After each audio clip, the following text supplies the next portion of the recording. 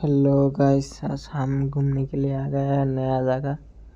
जो लड़के लोग बैठ के गर्लफ्रेंड बॉयफ्रेंड लेके आता है ना घूमने के लिए, वहाँ पे हम आ गए हैं आज देखने के लिए क्या भी है, कैसे है। घूमने के लिए आया है गाइस।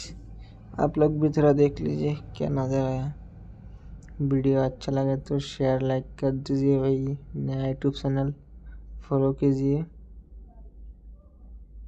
क्या भी हुआ है देख लीजिए भाई। मेरा दोस्त क्या मजाक कर रहा है भोसड़ी वालों ने। बहुत कमीने हैं, साला हमेशा बोलते रहता है मेरे को फोटो तो लो, वीडियो करो भाई। वो ऐसा ही है। बाद में मेरे को भी मजा आ गया, बाद में मेरे को भी कैमरा पकड़ में आ गया। हम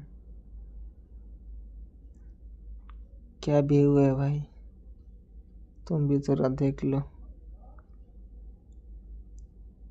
साला भोसड़ी वाला बहुत कामन आदमी है, कामीनी है साला।